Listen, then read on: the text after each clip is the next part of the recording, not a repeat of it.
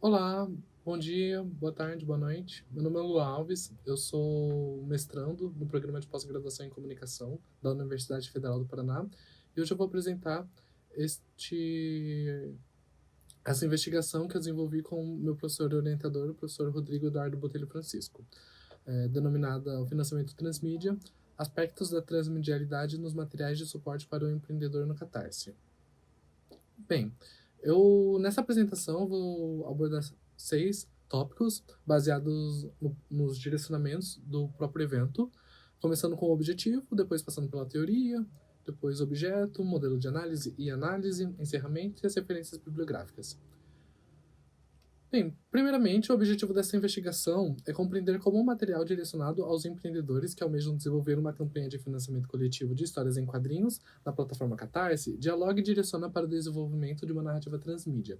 Eu vou explicar mais para frente no item 3, mas só para já antecipar, esse material é o e-book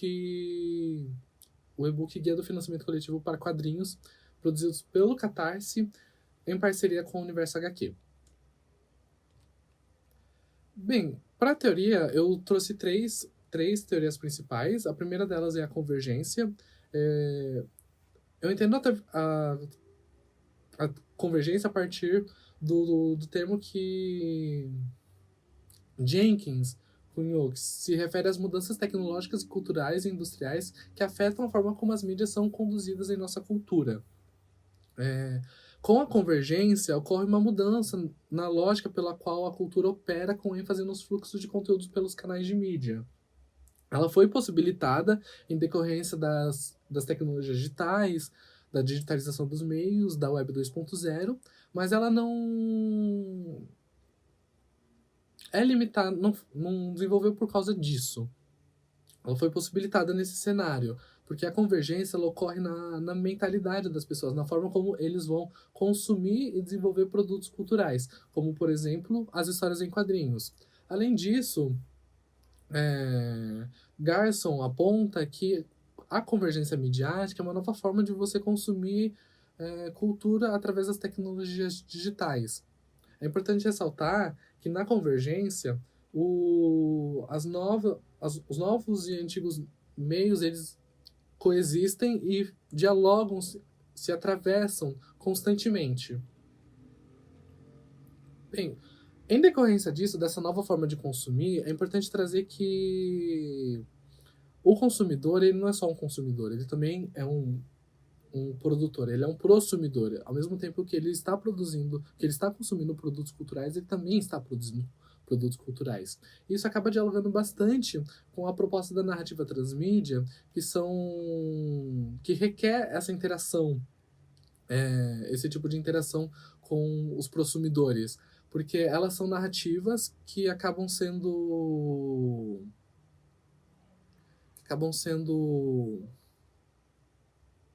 fragmentadas e se desdobram em múltiplas plataformas de mídia, como filmes, jogos e até histórias em quadrinhos. Mas não é simplesmente uma adaptação, não é um filme que virou... não é um quadrinho que virou um filme, não é um livro que virou um filme. É como, por exemplo, a franquia transmediática Star Wars. Tem os filmes, tem os jogos, tem os livros, e cada produto, cada plataforma de mídia, ele acaba explorando novos aspectos desse grande universo que é Star Wars. Então, o filme apresenta um pouco desse universo, jogos, e assim eles vão se expandindo. Além disso, Gambarato coloca que as narrativas transmídias elas oferecem caminhos para que as histórias possam se expandir em novos e pertinentes conteúdos. Aí cai principalmente sobre o papel desse prosumidor, porque é através de fanfic que ele gera, através de fanart, e também de expor as suas opiniões sobre as narrativas para os criadores, que vai acontecendo tudo isso. Então tem essa participação ativa. Além disso, as narrativas transmídias possuem como principal objetivo alcançar novos públicos e aumentar o número de consumidores de determinada narrativa. E isso acaba dialogando com a proposta do financiamento coletivo, do Catarse e da plataforma digital, que é o terceiro ponto que eu quero trazer aqui para vocês. O Catarse é uma plataforma de financiamento coletivo lançada em 2011 que tem como objetivo auxiliar a sociedade civil a circular e mobilizar recursos financeiros para que projetos culturais, como produções audiovisuais ou até mesmo de histórias em quadrinhos, possam ser financiadas de uma forma menos burocrática e complicada que os métodos tradicionais de financiamento. E olhando o Catarse como uma plataforma digital, definida como infraestruturas digitais e programáveis que facilitam e moldam interações personalizadas entre usuários finais e complementadores, organizadas por meio de coleta sistemática, processamento algoritmo, monetização e circulação de dados. Como que isso ocorre no Catarse? Bem, o Catarse, como plataforma, ele oferece recursos, ele oferece documentos para que você possa desenvolver uma campanha de financiamento coletivo. Ele possibilita a interação dos criadores dessas campanhas com os possíveis apoiadores, com os apoiadores. Ele, dentro da plataforma, acaba tendo uma grande circulação de dinheiro, e ele também, parte desse dinheiro, a plataforma direciona para ela cobra dos criadores para que ela continue funcionando. Se eu não me engano, é 13%. Cobra uma taxa do financiamento, melhor assim dizer. Bem, e no caso dos quadrinhos, o Catarse, já entrando aqui um pouco no objeto, é uma das principais plataformas dentro de financiamento coletivo no cenário brasileiro de histórias em quadrinhos. E em decorrência disso, a quantidade de projetos é tão grande dentro da plataforma que ela desenvolveu um guia específico para os criadores de histórias em quadrinhos, em parceria com o Universo HQ, o Guia do Financiamento Coletivo para Quadrinhos. É um guia de 48 páginas, que são distribuídas em 8 capítulos, 8 sessões, que eu denominei de capítulos, buscando oferecer dicas e ferramentas gerais e específicas para o desenvolvimento de uma campanha de financiamento coletivo para projetos de histórias em quadrinhos. Então, para analisar como ocorre esse diálogo com a transmedialidade, foi utilizado o modelo analítico design de projeto transmediático proposto por Gambarato, que tem como principal objetivo fornecer um suporte para o desenvolvimento de projetos transmediáticos, propondo uma visão analítica e crítica para as diversas possibilidades desse tipo de narrativa. E, embora Gambarato considere para o desenvolvimento de projetos, ela expõe também que ele pode ser usado para usar narrativas já existentes. Então, ela elenca 10 elementos a serem observados na narrativa ou durante o desenvolvimento também, como premissa e propósito, narrativa, construção de mundo, personagens, engajamento, estrutura e estética. E além de apresentar uma definição de cada um desses elementos, que eu não vou não vou comentar agora, ela elenca perguntas a serem respondidas ou observadas em cada um desses elementos. Não é um número fixo de perguntas, cada elemento tem um número específico, mas aqui eu trago o exemplo das perguntas que ela formulou no elemento criação de mundo. Como, por exemplo, quando a história ocorre, pensar em qual é o mundo central onde a história se passa, quais os desafios e perigos ou seguranças são inerentes a esse mundo, esse universo narrativo é grande o suficiente para sustentar a expansão. Essas perguntas, mais ou menos, em linhas gerais, esse tipo de perguntas. Então, a análise foi feita a partir de uma leitura do e-book, buscando pontos de diálogos com as perguntas propostas no modelo de Gambarato. Então, cada elemento foi tensionado com as informações que eram apresentadas nos 8 capítulos do e-book. Aqui eu trago o exemplo da narrativa, do elemento narrativa. Durante a leitura foram encontradas apenas 4 perguntas dialogavam com o que está escrito no e-book. E esse processo foi sendo feito em todos os outros elementos. Como resultados, boa parte dos textos presentes no e-book dialogam com a maioria das perguntas desenvolvidas por Gambarato em seu modelo de análise. Mas eu trago aqui 3 elementos pertinentes na análise, que o primeiro deles é a premissa e propósito, que 100% das perguntas elas foram discutidas, abordadas no e-book do Catarse. Nessa linha tipo, de predominância, o engajamento também, tipo, 10 das 11 perguntas elas foram abordadas de alguma forma no e-book do Catarse, porém, o elemento de menor percepção, diálogo, foi a estética, que apenas uma das 4 perguntas foram percebidas durante a leitura do material do e-book. Bem, já encerrando aqui, é possível concluir que, a partir dessa investigação, ocorre um diálogo, um direcionamento para o desenvolvimento de uma narrativa transmídia a partir do modelo de análise proposto por Gambarato no e-book Guia de Financiamento Coletivo para Quadrinhos, desenvolvidos pela plataforma Catarse e pelo Universo HQ. Mas é importante ressaltar que a pesquisa ela não olhou para os links e materiais complementares que o e-book citava. Então, por exemplo, ele acabava recomendando, direcionando para outros e-books da plataforma, ou vídeos, artigos, mas esses materiais não foram considerados nessa investigação. Tendo isso em mente, recomenda-se em trabalhos futuros que sejam olhados esses materiais que o Catarse disponibiliza, para ver se esse diálogo com a transmedialidade ocorre nos materiais mais gerais direcionados a todos os tipos de projeto que o Catarse pretende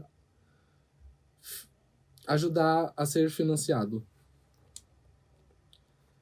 Bem, essas são as minhas referências bibliográficas. Olá, gente, tudo bem? Meu nome é Alessandra Matias Querido, eu sou professora da Universidade de Brasília e a minha apresentação é o romance gráfico aqui, de Richard Maguire, A Narrativa do Espaço e do Tempo e em Outras Mídias. A minha intenção com essa apresentação, com esse trabalho, é falar um pouquinho desse objeto, que é o quadrinho Here, do Richard Maguire, ou Aqui, né, em português, e um quadrinho que é simplesmente fenomenal. Ele rompe com as barreiras que a gente tem de noção de tempo e espaço dentro dos quadrinhos e fez um trabalho primordial desde a primeira vez que ele fez o quadrinho, que era um quadrinho apenas de 6 páginas, né? E que ele expandiu posteriormente para essa versão super completa e incrível que a gente vai explorar aqui também. O meu objetivo é traçar uma análise comparativa entre a primeira versão, que foi feita em 1989, e que sofreu, assim, o que teve, né, uma adaptação logo em seguida para um curta-metragem feito em 1991. E depois falar da segunda versão do Here, né, que foi um super livro de 304 páginas coloridas e que nesse mesmo ano teve uma versão de e-book interativo, então as pessoas podiam brincar com as páginas e transitar ali entre as ideias que eram propostas. E depois falar um pouquinho sobre uma exposição que houve em Frankfurt em 2016, baseada toda no quadrinho do Richard Maguire. Então ele ganhou uma exposição que também era bastante interativa e essa exposição é muito interessante para a gente pensar como que funciona, né, o quadrinho em outros espaços. Em termos de teoria, eu vou tratar da teoria da adaptação. Então, assim, eu me baseio na teoria da adaptação da Linda Hutton. Essa teoria ela fala basicamente da trajetória que a gente tem em termos de teoria da adaptação, que acontece desde sempre, desde que os seres humanos pensam em arte, eles querem transitar entre as artes. O que muda com o tempo são as mídias disponíveis, e é por isso que eu preciso me apoiar também na noção de intermedialidade da professora Irina. Ela também trata dessa questão de que hoje fica cada vez mais difícil você saber quem interfere em quem, ou quem contribui com o que em termos de ah, relação que acontece entre as artes, né? É quase impossível de delimitar de quem que vem a influência e ao mesmo tempo é muito difícil você não ver a interação acontecendo entre as diferentes artes. O que é fantástico para quem trabalha com isso, mas que dá um enorme tempo de reflexão sobre aquilo que vai acontecer ali. Falando um pouquinho dessa noção de intermedialidade também, é importante falar do próprio Maguire. Ele também transita entre várias artes. Ele é um artista que trabalha com arte de rua. Então, aqui nessa imagem vocês veem aqui no canto superior direito uma imagem de intervenções dele na rua. É um artista que trabalha com a exposição no formato clássico, né? Já expôs no MAM, em vários outros lugares. Como a gente pode ver ali na foto no canto esquerdo, no canto superior esquerdo, você tem ele ali na sala dele com algumas das imagens que foram de exposições. Ele também é baixista, então ele toca numa banda desde dos anos 80, 90 ali, uma banda chamada Liquid Liquid, que trabalha com funk, não o funk que a gente conhece, não, mas o funk americano, mas com a ideia de no wave, assim, que era digamos que um protesto contra o movimento New Wave, e ele é baixista dessa banda. Eles fazem um trabalho super experimental, bem diferente mesmo, assim. Não faz meu estilo, mas é incrível que ele pense em diferentes áreas, né? E ele também trabalha com escultura. Então, aqui no canto inferior direito, vocês podem ver algumas das esculturas que também já foram expostas e foram feitas por ele. Então, ele é aquele artista que quer testar todas as mídias. Talvez por isso ele tenha feito de forma tão brilhante esse quadrinho que a gente vai analisar aqui. Então, falando do Here de 1989, foram essas 6 páginas que eu vou passando aqui para vocês, nas quais a gente já pode perceber a proposta dele de quebrar a noção de tempo. Toda a trama do que acontece dentro do Here, ou do aqui, acontece num canto da sala. Então, a gente tem o cantinho de uma sala, e esse canto é onde todos os acontecimentos vão assim ser apresentados durante a narrativa. Mas esses acontecimentos não têm uma linha cronológica exata. Então ele vai brincar com janelas, digamos assim, que se abrem nesse espaço de anos diferentes. Então você começa ali, pode pensar ali, no 53, tá? Mas ele vai pôr uma janela que é de antes de Cristo, de repente. Você tem o quadrinho, ou digamos a página toda pensada para 1975, mas ao mesmo tempo você pode ter 2 intervenções ali, 2 quadrinhos, que vão funcionar mais pensando em 2012 e o outro quadrinho falando de 1940 e por aí vai. Então ele transita desde a época que a casa não estava construída, assim, que você tinha só aquele espaço pensado para outras coisas, até o momento em que a casa já está em construção. Depois ele passeia por todas as famílias e histórias, né? Ou assim, as pessoas que passaram por aquele espaço, o que aconteceu com elas, né? A narrativa vai em torno da trajetória daquelas pessoas, dos dramas familiares, de tudo aquilo que faz a nossa vida, né? De toda aquela complexidade que a gente tem em torno dos nossos problemas do dia a dia. Então ele vai mesclando a noção de tempo e espaço e como tudo isso é tão subjetivo e tão abstrato. E como que é difícil para a gente perceber o quanto está tudo interligado. Assim como a nossa história é interligada com a que vai vir no futuro, que é interligada com a que estava no passado, que a gente está sempre seguindo esse mesmo fio da vida. E é incrível a maneira como ele propõe isso dentro do quadrinho. Essa versão de 1989 teve uma adaptação no curta-metragem, do qual vou mostrar um trechinho aqui para vocês verem.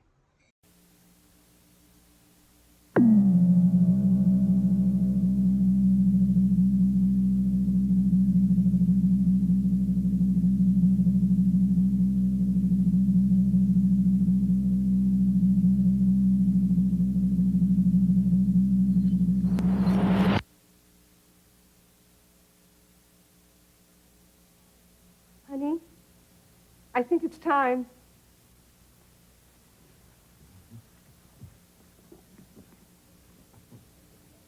Mary? Hank. Yep. It's a boy. 10 pounds, 6 ounces. We named him William. Honey, can I get you anything? Yes, would you bring me his bottle, please? What? What? Uh-huh. James. I'm way ahead of you.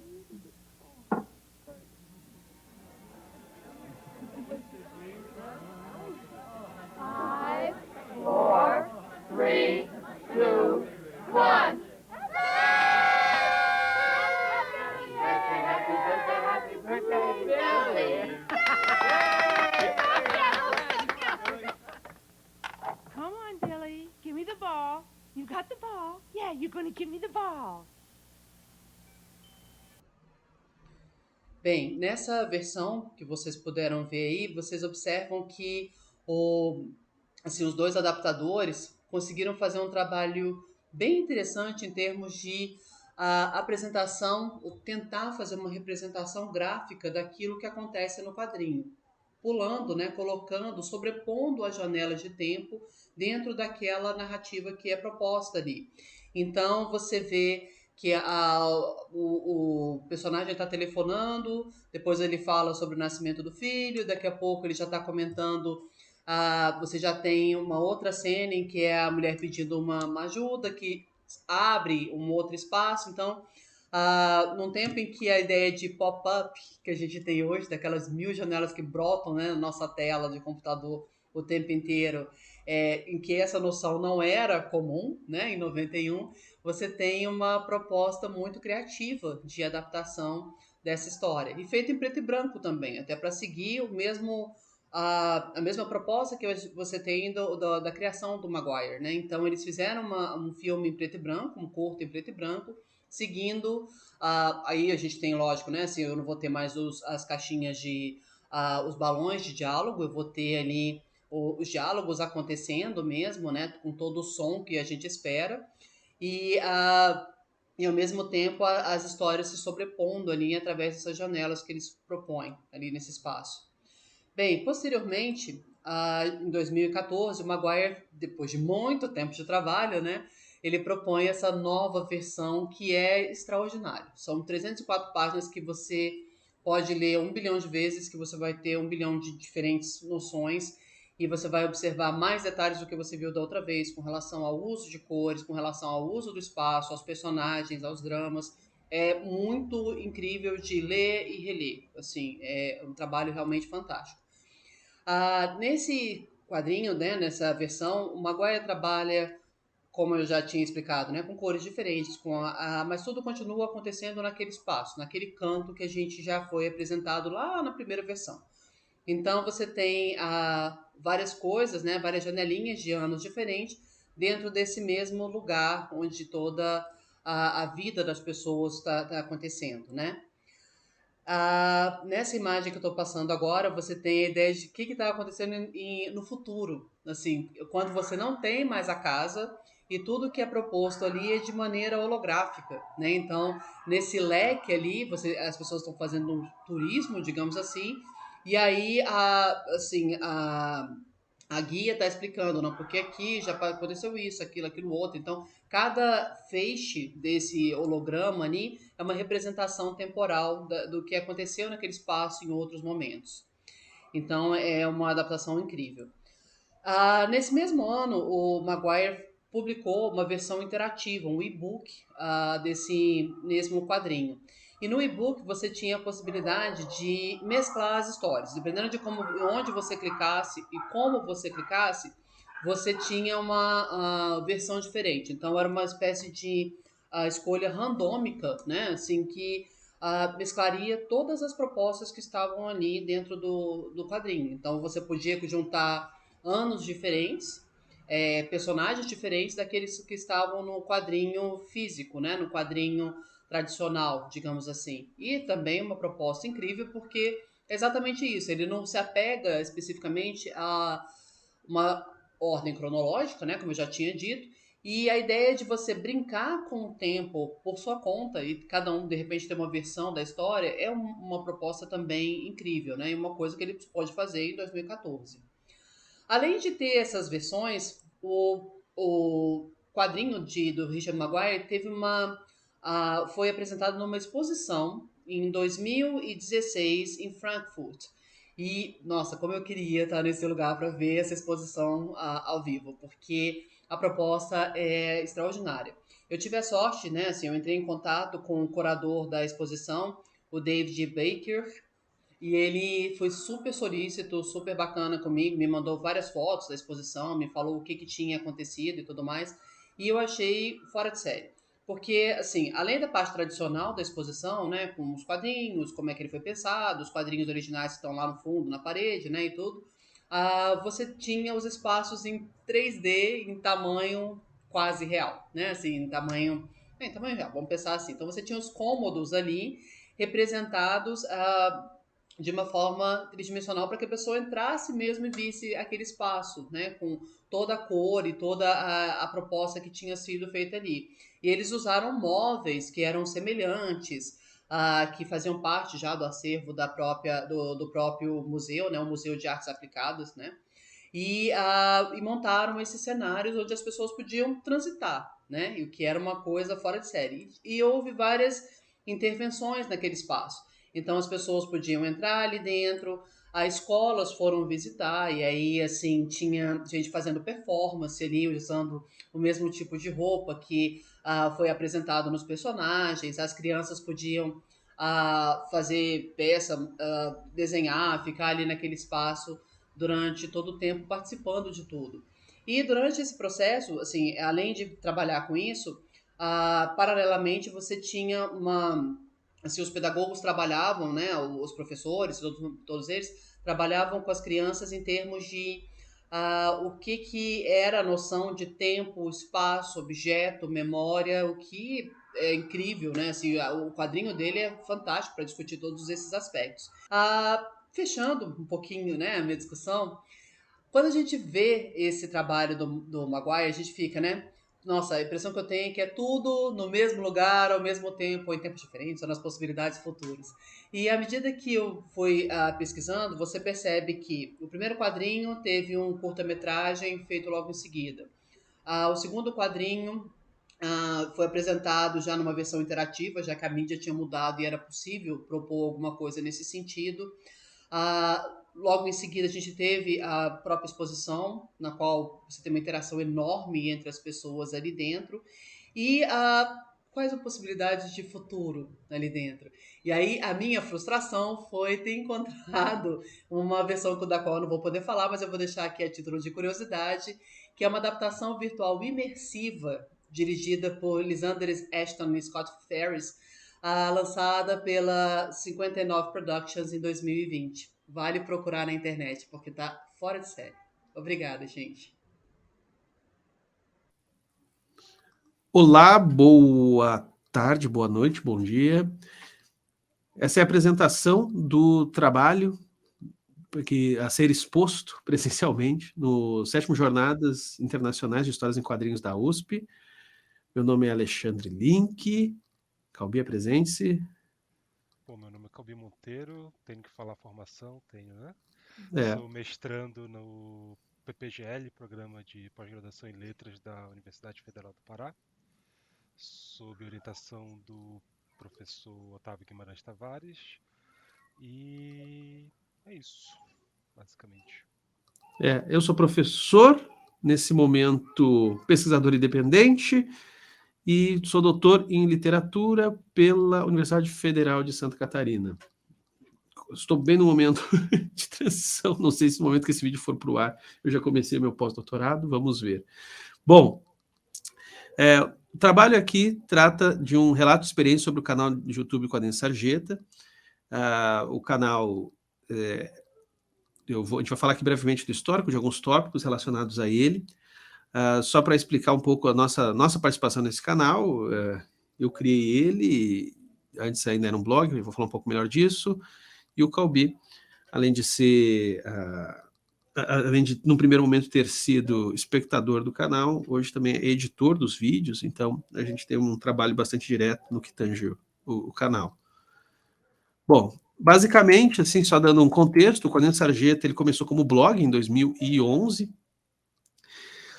bem no finalzinho de 2011, dezembro ali de 2011, e um reflexo direto do que eu estava fazendo na época, que era minha tese de doutorado, que acabou vindo a sair com o título A Invenção dos Quadrinhos, Teoria e Crítica da Sarjeta. Então, por isso o nome Quadrinhos na Sarjeta. Inclusive, foi o nome quem deu.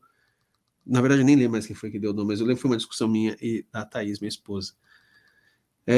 Como blog, ele tinha um acesso baixo, era um blog conhecido na cena de quadrinhos, um pouco, pelo menos, considerando que a cena de quadrinhos sempre foi muito pequena, mas tinha poucos acessos, assim, tinha em torno de 100, 160 acessos cada texto.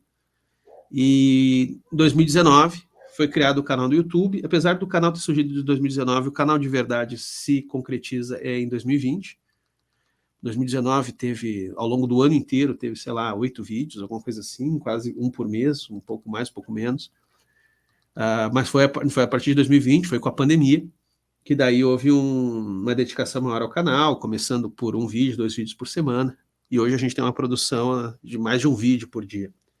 Né? Tem dias que, às vezes, a gente tem 2, 3 vídeos. O canal cresceu nesse sentido, né? Então, só para fazer um paralelo de público, se com o blog tinha 160 pessoas, hoje tem vídeos aí com 100 mil, 200 mil visualizações. Né? Então, acabou tornando uma proporção muito maior.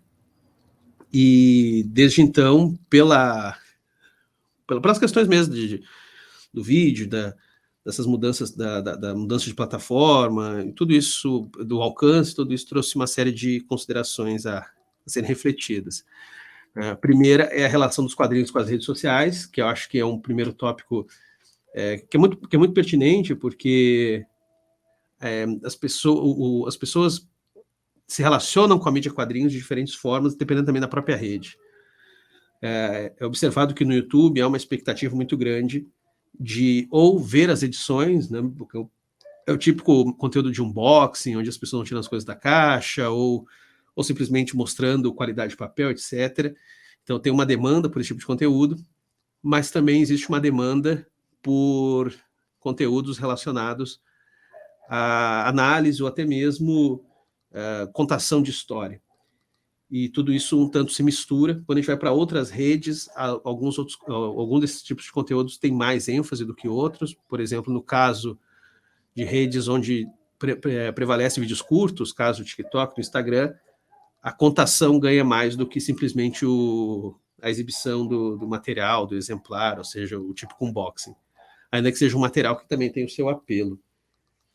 A gente vai passar muito rápido nesse tópico aqui por causa do tempo, porque tem outras questões eu acho que mais pertinentes aqui para comentar.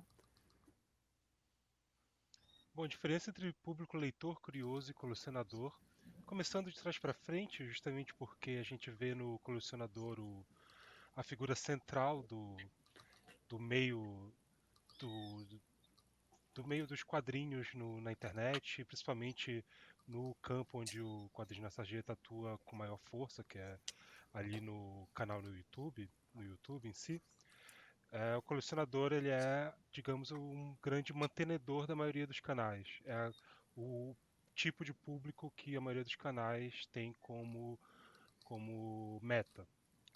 Então é um tipo de público que tem uma relação muito mais de produto com os quadrinhos, muitas vezes, uma relação muito mais consumista. Então, portanto, o que eles procuram nos canais de YouTube que eles consomem informações como a qualidade da edição, ou seja, o tipo de papel utilizado, o esmero com a, a, a produção da edição, ou a qualidade da tradução, de certa maneira também. Se a edição contém erros, isso é sempre um assunto que movimenta muito esse tipo de leitor. Também sobre a história, uma sinopse básica, geralmente, que é o que eles buscam. Não são muito contrários a receber spoilers, receber texto, história inteira contada, o que geralmente é também um- uma coisa que acaba entrando em conflito com o quadrinho na sarjeta, já que o Alexandre desenvolveu nesse período uma forma de tratar das obras que precisa muitas vezes que ele conte a história inteira. Então isso acaba sendo um problema com esse tipo de leitor, com esse tipo de público, né? Ah, sobre o público, então esse público é um público que acessa o quadrinho na sarjeta, mas que hoje talvez não seja o principal, ai- é, principal consumidor do canal, né? O público leitor, Só para intervir aqui, rapidinho, principalmente por questões quantitativas, né? O público colecionador é um público pequeno, né? Se a gente for considerar vídeos análises do quadrinho sarjeta, os menos badalados, vamos dizer assim, hoje eles têm em torno de 30 mil visualizações. Vamos supor que todo público colecionador assista o canal, que já não é verdade, mas vamos dizer que todos assistissem. A gente tem hoje esses, tirando mangás muito populares, um outro história de super-herói também muito popular, o público colecionador, se a gente for pegar pelo paralelo das tiragens dos quadrinhos que saem no Brasil, a gente está falando de 2 mil, 3 mil pessoas. Considerando então que os vídeos têm no mínimo 30 mil visualizações, a gente está falando de um público 10 vezes maior do que aquele público que é considerado colecionador, pelo menos fazendo um paralelo com os números de mercado. sim. Então, o público leitor já é um público que já está, enfim, também habita ali o YouTube há algum tempo. É um público que a gente encontra muito em canais não exatamente de quadrinhos, que, como já disse, são canais muito voltados a essa relação colecionista, mas, por exemplo, em canais de booktubers, canais voltados à literatura em si, que são um público mais voltado a querer ter uma relação, digamos, mais estética com a obra, ou seja, quer saber que tipo de leitura a obra traz, como é a experiência de se ler a obra, né, que emoções ela transmite. Então, é um público que muitas vezes quer saber se a obra vale a pena ser lida, não se o produto vale a pena ser comprado. Então, é um público bem interessante. Também aparece muito no quadrinho na sarjeta. E o público curioso é um público que a gente vê particularmente no canal e não vê tanto nos outros canais, assim, porque ele é um público que não tem uma relação tão forte com quadrinhos, na verdade, muitos deles na verdade não têm relação nenhuma com quadrinhos, mas que se interessa pelo canal porque o canal, em muitas análises dele, acaba partindo das obras para tratar de temas mais amplos. Não só temas, mas também de conceitos filosóficos, de questões políticas, questões estéticas que não são apenas dos quadrinhos. Então, é um público que vê no Quadrinhos da Sarjeta um meio de debate, não só um meio de conhecer obras, não só um meio de entrar em contato com quadrinhos, saber que tipo de quadrinho está lidando, mas sim de entrar num debate público sobre certos assuntos que interessam a eles. Então isso é muito interessante, como é um público muito crescente no canal, um público que a gente vê muito. Muita gente aparece como apoiador do canal, vai falar com o Alexandre, dizendo que nunca leu um quadrinho na vida e que começou a se interessar pelos quadrinhos. Inclusive, alguns dizem que nem se interessa pelos quadrinhos em si, mas se interessa pelas questões que o Alexandre levanta nos quadrinhos. Então, ao mesmo tempo, é um meio de debater assuntos também, mas também serve para apresentar as obras e para que essas obras sejam, é, sejam consumidas por outras pessoas, assim, por pessoas que não são do meio. Um outro tópico aqui pertinente, que é a convergência e divergência entre academia e mercado. Bem, existe, como bem se sabe, o mercado de quadrinhos ele é pequeno, ele hoje é dentro de um processo mais longo, mas hoje pode-se dizer categoricamente que a gente está falando de um produto de nicho, né? Muitas das editoras, de novo, com exceção de alguns quadrinhos de super-heróis muito populares, de alguns mangás, talvez também alguns títulos da Turma da Mônica, mas de resto a gente tem tiragens baixas, né? Um número que está se tornando comum no mercado são geralmente 3.000 exemplares, às vezes até mesmo 2.000. Então o mercado ele é pequeno e a abordagem acadêmica desse mercado ela reflete isso. A gente não tem pós-graduações em quadrinhos, nós não temos não mestrados e doutorados em estrito senso, né? Temos algumas especializações, mas não isso, não temos graduações específicas também. Ou seja, assim como o mercado é pequeno, o estudo de quadrinhos também é bastante frágil. Temos grandes pesquisadores, mas geralmente são pessoas que se dividem em outra função, ou seja, não são poucos os que têm o privilégio de ser um pesquisador de quadrinhos dedicado 100% à pesquisa de quadrinhos. Bom, e aí, dito isso, pela minha própria formação, tanto a minha como a do Calbi, a maioria das pessoas, a maioria não, acho que todo mundo que está envolvido com quadrinhos Sarjeta tem algum tipo de vivência acadêmica, né, eu digo na parte de produção do canal. Então, isso faz com que a gente também tenha interesse em certas investigações, e uma que repercutiu bastante foi a pesquisa que nós fizemos com as editoras via Catarse. A gente teve 754 respostas voluntárias, foi um questionário online.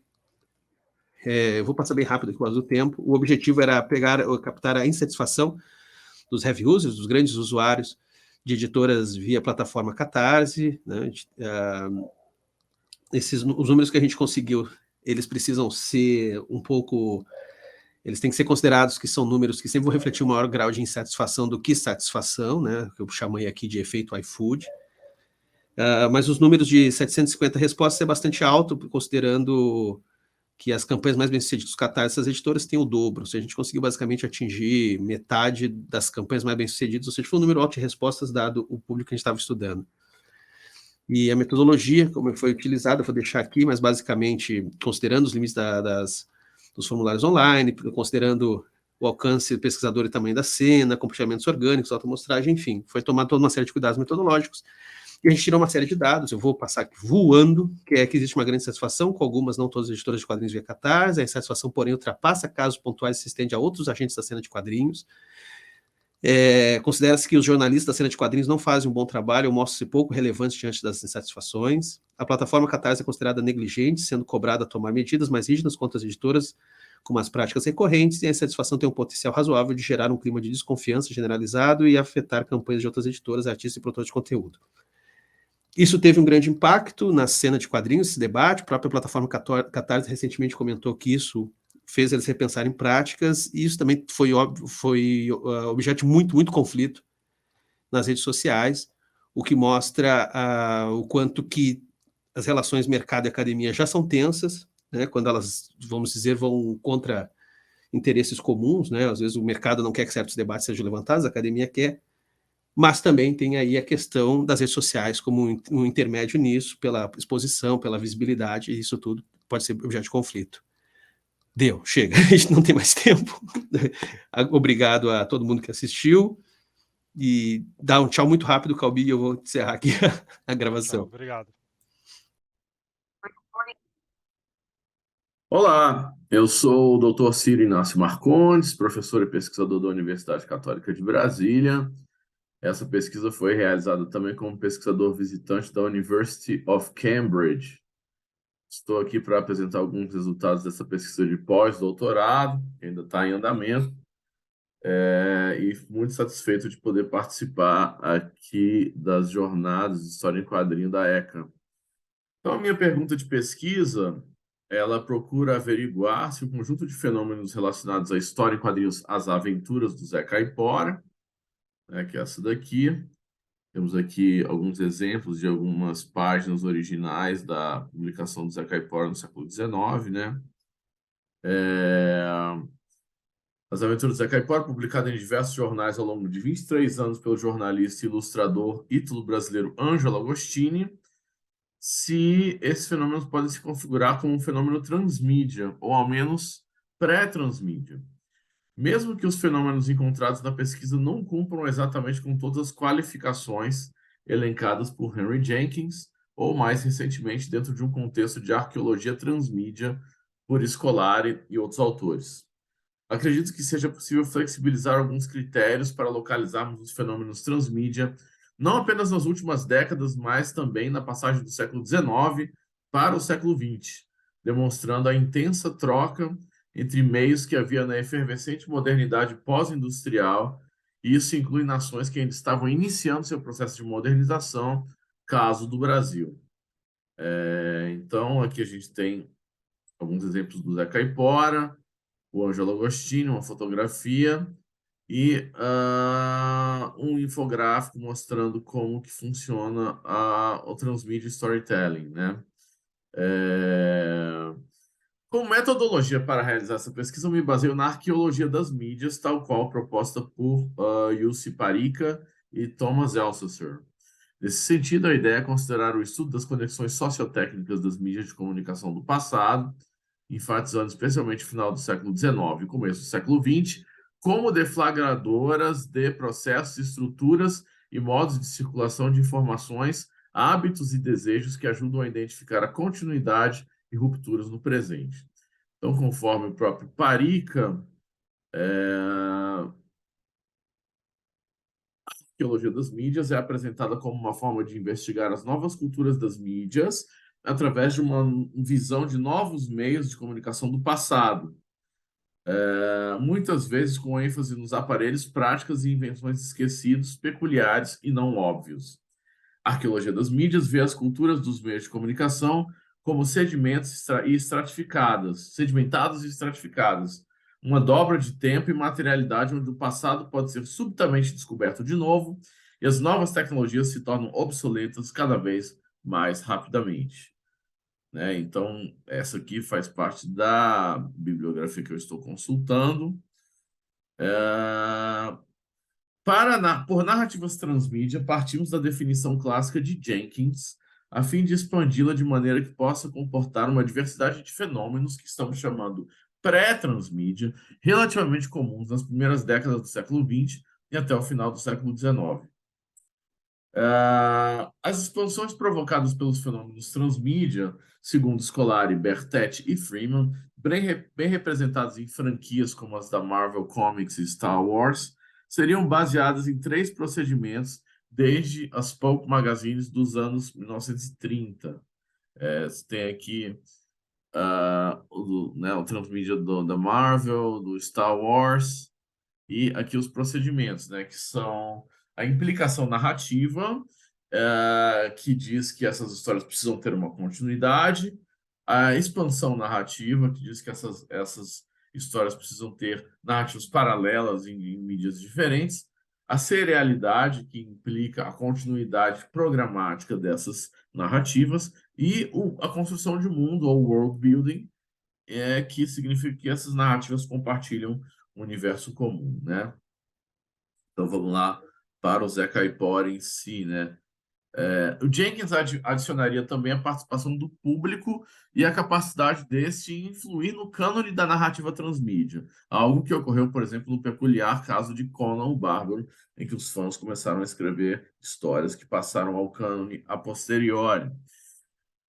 As Aventuras do Zé Caipora, que a gente está vendo aqui, portanto, é uma das histórias em quadrinhos pioneiras no mundo. Está entre as mais longevas serializadas no século XIX, foi publicado por 23 anos e antecipa a aventura de traço realista em mais de 30 anos, considerando o cânone norte-americano. Seu autor foi o mais importante jornalista brasileiro do século XIX, influente sobre o processo da abolição da escravatura e fundador, no Rio de Janeiro, da importante Revista Ilustrada. Um dos primeiros capítulos dessa história em quadrinhos foram publicados. Zé Caipora foi um enorme sucesso em um Brasil que começava a se adaptar aos aspectos da modernidade da Belle Époque. Conforme argumenta Maite Conde, 2018, a chegada da modernidade no Brasil ainda rural, pós-escravista e recém-republicano, veio como uma importação das ideias, produtos e modo de vida europeus. A modernidade era, abre aspas, uma fantasia e um desejo profundo, fecha aspas. A simples interposição deste modo de vida, valores e até de um sistema jurídico que não estava adaptado às contingências socioculturais do Brasil deixaram contradições que permanecem até hoje e que Zé Caipora chega a discutir. Então, aqui, a capa da revista ilustrada numa efeméride de comemoração do aniversário da revista, Zé Caipora aparece como um dos personagens centrais, e nessa daqui é a compilação, a capa da compilação, né? Na verdade, era uma republicação de algumas tiras do Zé Caipora. Aí aqui você tem também alguns exemplos de como narrativamente eram constituídas essas páginas duplas, onde o Zé Caipora era publicado. Seguindo aqui, então. Portanto, ao final do século XIX e início do século XX, a então capital do país, o Rio de Janeiro, via crescer suas avenidas, teatro de vaudeville e cinemas, ter redes elétricas instaladas. A indústria de jornais e revistas ilustradas, em voga desde a primeira metade do século XIX, também cresce e se sofistica. Tudo isso permite que Zé Caipora seja um retumbante sucesso, comentado pela burguesia local, o que permitiu que o personagem sofresse processos que estamos considerando como pré-transmídia. Não surpreende, então, que ele tenha sido adaptado ao cinema ainda em 1909, conforme vamos argumentar. O Brasil teve uma prolífica indústria de filmes na chamada Belle Époque, durante o chamado primeiro cinema, até mais ou menos 1912, quando houve uma queda diante da concorrência estrangeira. No que conseguimos levantar de informações e vamos apresentar aqui, o personagem Zé Caipora foi adaptado para pelo menos 2 canções populares, 2 peças de teatro, um filme, além de ter sido registrado intensamente em cartas de leitores de jornais, onde era publicado, preconizando o que chamamos hoje de fandom. Então, aqui você tem algumas fotos do Rio de Janeiro na Belle Époque, 1906, de Marco Ferrez. Alguns cinemas no Rio de Janeiro durante a Belle Époque. E aí, dando continuidade aqui, no momento mais importante em nossa pesquisa é encontrar informações sobre a adaptação de 1909, supostamente realizada por Emílio Silva e Chico Feliz. O filme desapareceu, como quase toda a produção da época, graças ao descaso com esse tipo de produto na época, considerado descartável, graças a incêndios e à destruição ao longo dos anos dos acervos que haviam arquivado esse material. É difícil determinar onde e quando exatamente nascem as comic strips, ou as tiras cômicas, as tirinhas. Estamos considerando nesse âmbito as charges, caricaturas e picture stories que foram publicadas em jornais e revistas ilustradas ainda na segunda metade do século XIX, conforme Mikkonen. Um recorte mais próximo à comic strip moderna seria a década de 1990 nos Estados Unidos. As relações entre as primeiras comic strips e o primeiro cinema são complexas, intercambiantes, e vale evidenciar alguns aspectos no âmbito da narratologia que enfatizam a importância desse estudo no campo da arqueologia das mídias, né? Então, eu vou mostrar alguns exemplos aqui, né, a partir desse slide aqui, né, que, por exemplo, Thierry Smoldering argumenta que as técnicas fotográficas então modernas, como os experimentos de Marey e Muybridge, assim como as invenções de Edison e dos Lumière, despertaram nos cartunistas da época uma forte presunção de objetividade, o que teria levado a uma mais forte serialidade.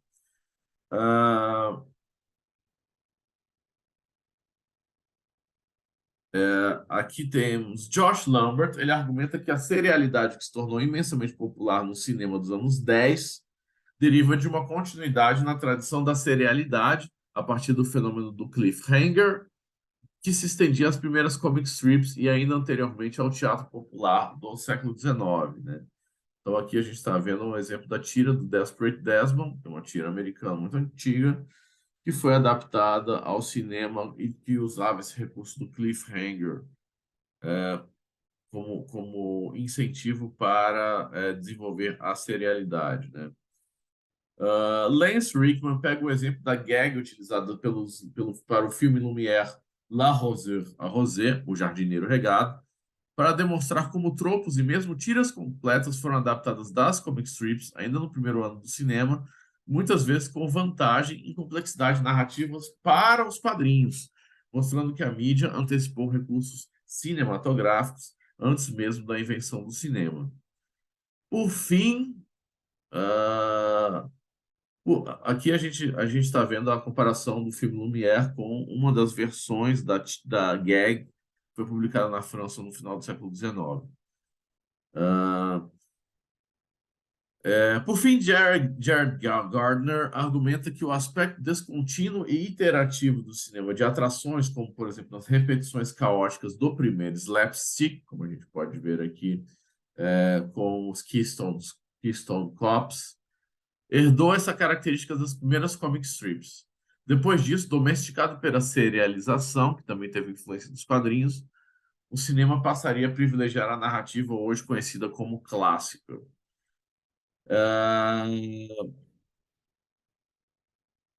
Esses exemplos servem para demonstrar a importância de se considerar o fenômeno das comic strips e do primeiro cinema como conjuntos, em relações em que as mídias gráfica e audiovisual intercambiavam valores, histórias e formas narrativas. É nesse âmbito que a minha pesquisa sobre as aventuras do Zé Caipora se insere.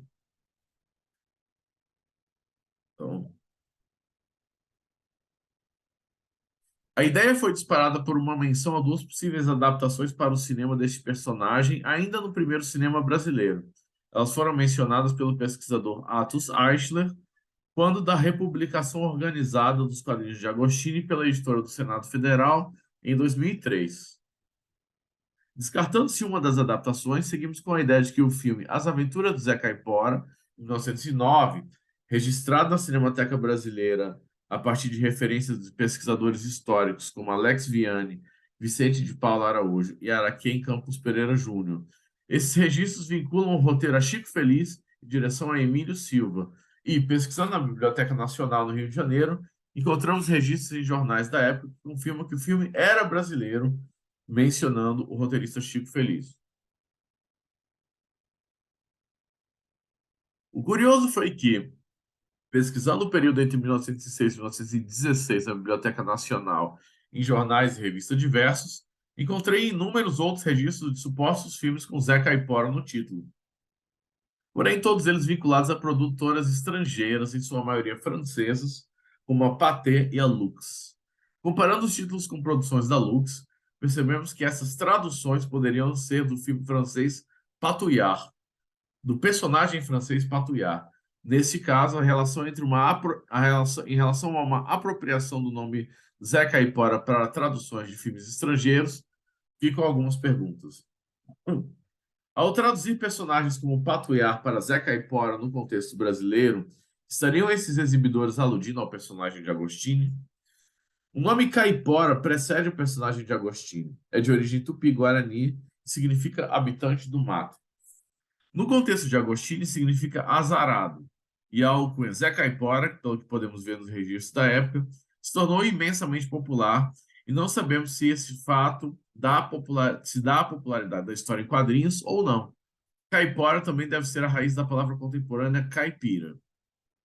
Podemos, ao menos, levantar a hipótese de que, em um contexto que margeia o fenômeno transmídia, a história em quadrinhos As Aventuras do Zé Caipora pode ter ajudado a popularizar enormemente o termo caipora, em um processo semelhante aos virais de hoje em dia. O nome do personagem pode também ter sido usado para nomear traduções de produções estrangeiras no contexto do primeiro cinema no Brasil. Sobre o filme de 1909, sabemos que era uma comédia, possivelmente adaptando o começo da saga de Zé Caipora nos quadrinhos, que de fato era uma comédia, e que foi adaptado próximo à última data de publicação do personagem em quadrinhos da revista O Malho, em 1906. Então aqui eu tenho alguns registros do que eu encontrei de material na Biblioteca Nacional. Aqui As Aventuras do Zé Caipora, a desopilante série de enredos cômicos de Chico Feliz, a desopilante série de enredos cômicos de Chico Feliz, As Aventuras do Zé Caipora, nos anúncios de cinema de diversos jornais. Aqui são outros filmes com Zé Caipora no nome, como Zé Caipora Comeu a Lagosta, Zé Caipora Escapa pelo Mundo, As Férias de Zé Caipora, etc. Na verdade, eram traduções de filmes estrangeiros e não eram filmes adaptados do personagem de Agostini. Como, por exemplo, o personagem Patouillard, personagem francês, da Belle Époque também, que vinha para o Brasil com o nome de Zé Caipora. As Aventuras de Zé Caipora deixaram de ser publicadas em O Malho, sem uma conclusão para a história. Os leitores da revista continuaram se queixando do fim das publicações mais de um ano após a última tira, e houve um intenso diálogo com a editoria da revista, revelando também a estrutura de proto-fandom, que é uma das instâncias mencionadas por Jenkins para caracterizar um fenômeno como transmídia.